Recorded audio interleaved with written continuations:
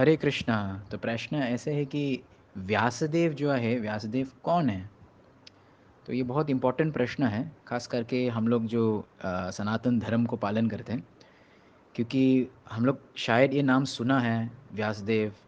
और खास करके गुरु पूर्णिमा के दिन है, व्यास पूर्णिमा का दिन है, हम लोग पता है, हमने एक व्यासपीठ का भी शब्द यूज़ करते हैं, व्यासासन का शब्द यूज़ करते हैं। तो सच है, व्यासदेव कौन है? लगभग लोग जानते हैं कि जो वेद शास्त्र ने लिखा है, कौन किसने लिखा, व्यास बोलते हैं। तो अभी हम थोड़ा बहुत देखेंगे उसका उनकी लाइफ के बारे में। तो व्यासदेव जो है, उनका पिताजी का नाम है पराशर मुनि। और पराशर मुनि एक बार अपना यमुना के तट पे चलते थे, तो उस टाइम एक मछली वाला का बेटी जो है, लड़की जो है, उनका नाम जो है सत्यवती। पराशर मुनि ने वो सत्यवती को देखा और तुरंत उन्हें आकर्षित हो गए। ओके। और उनके साथ संभोग किया। ये अविवाहित है संघ। तो उस टाइम में सत्यवती जो उनका शरीर, उनका दूसरा नाम है मत्स्यगंधा, क्योंकि वो मछली पकड़ने वाले का बेटी हैं, तो वो भी पापा के साथ, उनका पापा का नाम वसु है, उनके साथ हेल्प करते, तो उनका भी शरीर, पूरा शरीर मछली का भास है। लेकिन जैसे पराशर मुनि जो इतना बड़ा महान साधु हैं, वो बहुत शुद्ध हैं, तुरंत उनका शरीर जो है सुगंध बन जाता है। हाँ। और उनका बाद में नाम आया क्या, योजना गंध, कि जो उसका गंध, जो फ्रेग्रेंस है, कि योजना तक उसका वास, उसका जो सुगंध आ जाता है। तो ऐसा प्रभाव है पराशर मुनि का। लेकिन जैसे सत्यवती गर्भवती बन जाते हैं और उनका डिलीवरी किया व्यासदेव को, तुरंत वो व्यासदेव ने एक द्वीप पे रखा, अकेला। तो इसलिए व्यासदेव का दूसरा नाम है द्वैपायना, जो द्वीप में रहते हैं। द्वैप आयना, द्वीप आयना, जो द्वीप, द्वीप के अंदर द्वैप आयना। तो इसके नाम द्वापायन व्यास। और व्यासदेव का एक और नाम है बदरायण, जहाँ बद्री का एक वृक्ष, जैसे बद्री जो उत्तर भारत में है, बद्री का आश्रम जो है, वैसे बद्री का एक प्रकार का वृक्ष है। इंग्लिश में वो कहते हैं जूजू बेरी, उसका नाम है, इंग्लिश है, तो संस्कृत में बद्री। तो जहाँ बद्री का वृक्ष बहुत है, तो वहाँ पे व्यासदेव रहते थे, तो इसीलिए उसका नाम है बदरायन। ऐसे हैं। आगे जाके हम देखेंगे सत्यवती जो है, कुछ समय के बाद विवाह हुआ था शंतनु महाराज से। और 2 संतान प्राप्त हुआ। एक जो है उसका नाम विचित्र अर्जुन, सॉरी विचित्र वीर्य अर्जुन। और दूसरा जो है भीष्मा, जो बहुत फेमस ना, भीष्मा, जो पुराना नाम है देवव्रत। और बाद में उन्होंने ब्रह्मचर्य का प्रतिज्ञा, ब्रह्मचर्य का संकल्प लिया। तो उन्होंने कहा कि मैं शादी नहीं करूँगा। तो इसलिए तुरंत जो राज्य का परंपरा है, वो विचित्र वीर्य अर्जुन के ऊपर आया। लेकिन दुर्दैव विचित्र वीर्य जो है, एक बार उन्होंने गांधर्व के साथ युद्ध कर रहे थे, उन्होंने देहांत हो गया, मर गया। तो तुरंत सत्यवती जो है, उस टाइम में वो पट्टरानी बन गया शंतनु महाराज का विवाह होने के बाद। तो सत्यवती बहुत दुखित हैं कि विचित्र वीर्य का उस टाइम में 3 पत्नियां हैं, जो नाम है अंबिका, अंबालिका और अंबा।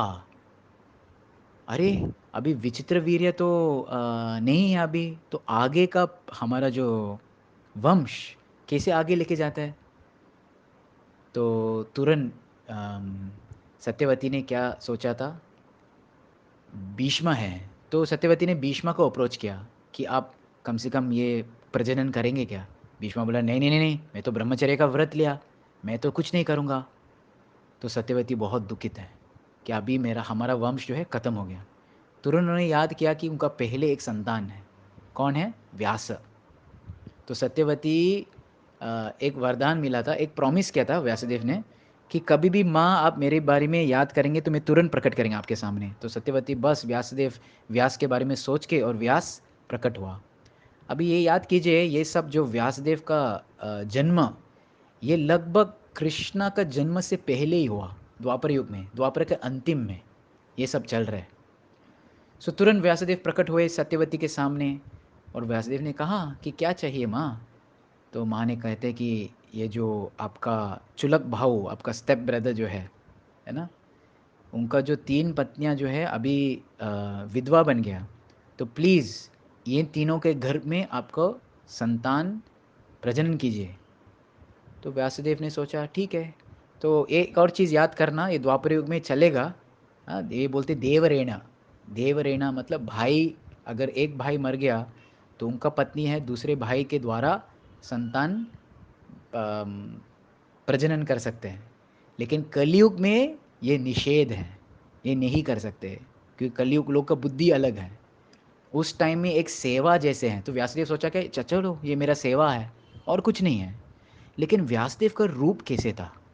व्यासदेव का रूप बहुत भयानक है, काले और एकदम बुड्ढे जैसे अलग टाइप है। वो इतना सुंदर बिल्कुल सुंदर नहीं है। और ये अंबिका, अंबालिका और अंबा जो है वो राजकुमारी है।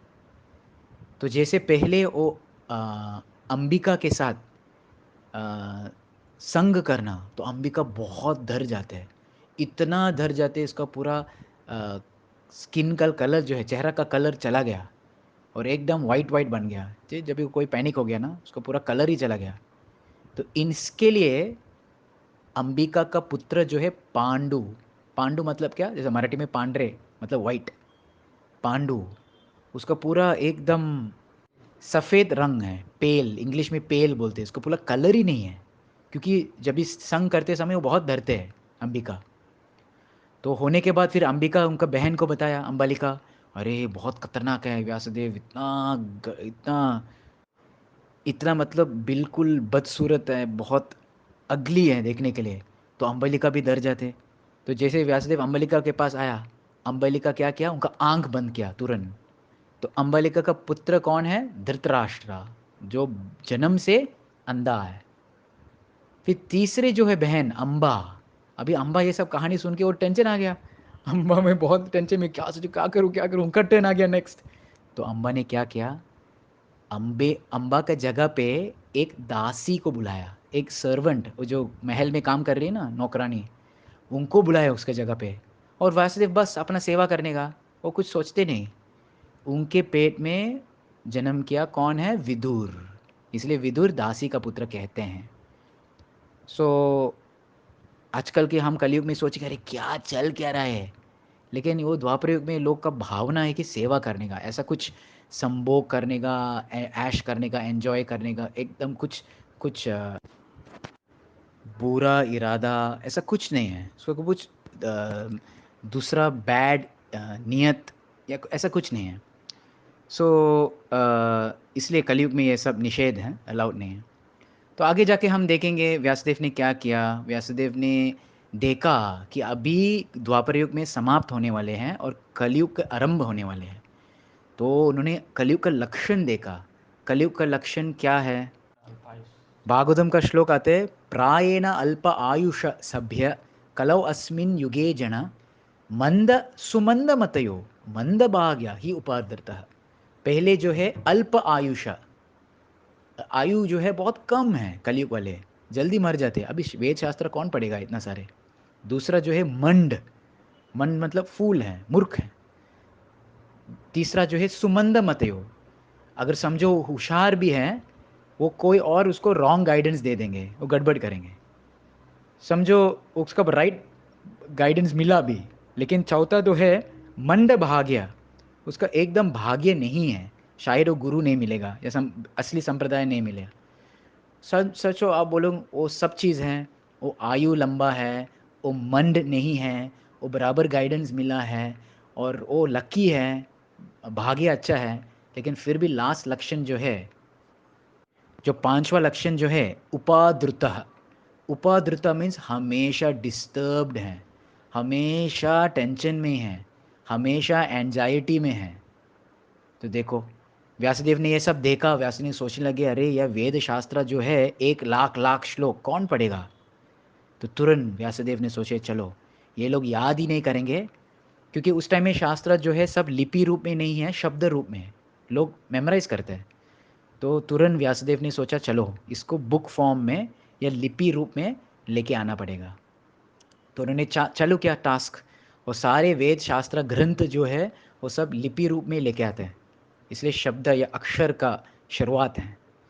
तो शास्त्र इतना सारे कॉम्प्लिकेटेड बहुत कन्फ्यूजिंग है, उन्होंने सिंपल करने के लिए वेद व्यास ने पुराना के रूप में लिखा। पुराना मतलब क्या, उसमें पूरा कहानी है, पूरा विश्व भर अलग अलग लोक अलग अलग ग्रह का कहानी है।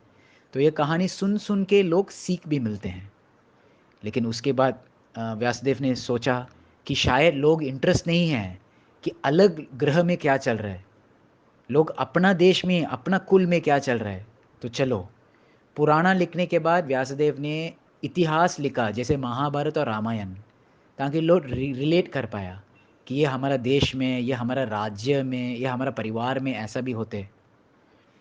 ये सब लिखने के बाद व्यास जी सोचने लगे, अरे मैंने इतना तो किया, विद्वान लोग के लिए इतना सारे श्लोक लिखा, और जो साधारण लोग के लिए इतना सारी कहानी लिखा, और एकदम जो मंड लोक में मैं इतना सारे सुंदर महाभारत रामायण जिसमें युद्ध हैं, लव हैं, सारी चीज़ है, रोमांस है, युद्ध है, सब चीज़ हैं, तो जैसा टीवी सीरियल ना आजकल, तो सब किया, फिर भी हृदय में असंतुष्ट है। व्यासदेव ने फीलिंग रखे कि मैं कुछ भूल गया। तो तुरंत उन्होंने, व्यासदेव का गुरु कौन है, नारद मुनि, नारद मुनि को प्रार्थना किया, हे गुरुदेव, मैंने कुछ गलती किया क्या। तुरंत नारद मुनि प्रकट हुए और नारद मुनि ने कहा कि आपने सारे चीज़ लिखा है, बहुत अच्छा है, लेकिन खास करके आपने कहीं पे डायरेक्ट भगवान के बारे में गुणगान किया क्या। अब धर्म के बारे में लिखा, अर्थ के बारे में लिखा, काम के बारे में लिखा, मोक्ष के बारे में लिखा, लेकिन भक्ति, साक्षात भगवान का भक्ति, शुद्ध भक्ति कहीं पे भी लिखा क्या। तो तब व्यासदेव ने सोचने लगे। तो नारद ने कहा, ऐसा ग्रंथ लिखो जहाँ केवल स्टार्ट टू एंड, शुरुआत से अंतिम, केवल शुद्ध भक्ति का वर्णन आ जाता है। तो तुरंत व्यासदेव ने ध्यान पे लगाया है, और इसके बाद व्यासदेव ने क्या लिखा, श्रीमद् भागवतम, जो भागवत पुराण है, जिसमें शुद्ध भक्ति का वर्णन आता है। तो इसमें हम देख सकते हैं व्यासदेव जो है वो भगवान का साक्षात शक्तावेश अवतार है। भगवान ने उसको ऐसा अंश है भगवान का कि वो इतना बड़ा कार्य कर सकते हैं कि वेद में, वेद शास्त्र में। तो साल भर हम एक दिन आते हैं जिस दिन गुरु पूर्णिमा या व्यास पूर्णिमा कहते हैं, जिसमें हम भगवान व्यासदेव को याद करके, और रोज़ अगर हम शास्त्रास को पढ़ेंगे या सुनेंगे, तो ये एक्चुअली सच हम हमारा जो कृतज्ञ को व्यक्त करना व्यासदेव को। हरे कृष्णा। हरे कृष्णा। यहाँ पे मैं कुछ करेक्शंस कहना चाहता हूँ कि सत्यवती जो है उनका एक ही पुत्र है, वही व्यासदेव है। और शांतनु महाराज के विवाह होने के बाद उसका दो पुत्र हैं, विचित्र वीर्य और चित्रांगदा। चित्रांगदा जो है तो पहले से मर जाते हैं, एक गंधर्व उसको मारने का। और भीष्म जो है हम देखें, एक्चुअली उनका माँ जो है गंगा माता स्वयं, ओके, गंगा देवी। ये पहले करेक्शन है। दूसरा करेक्शन जो है, मैंने कहा कि ये तीन पुत्री जो है, अंबालिका, अंबिका एंड अम्बा, ये तीनों व्यासदेव के, जो सत्यवती देवी जो है, रानी जो है, वो व्यासदेव को पूछा कि कृपा कीजिए, कुछ संतान दे देंगे हमको। तो एक्चुअली अम्बा जो है तीसरा, वो उनका विवाह जो है नहीं हुआ विचित्र वीर्य को, केवल अंबिका और अंबालिका। क्या हुआ था, अम्बा जो है वो एक्चुअली एक और राजा को प्रेम करती थी। उन्होंने शाल्वा, एक और राजा को प्रेम करते थे। तो उन्होंने शाल्वा को अप्रोच किया, लेकिन शाल्वा उन्होंने रिजेक्ट किया कि आप ऑलरेडी प्रॉपर्टी भीष्मा का, तो मुझे स्वीकार नहीं करेंगे आपको।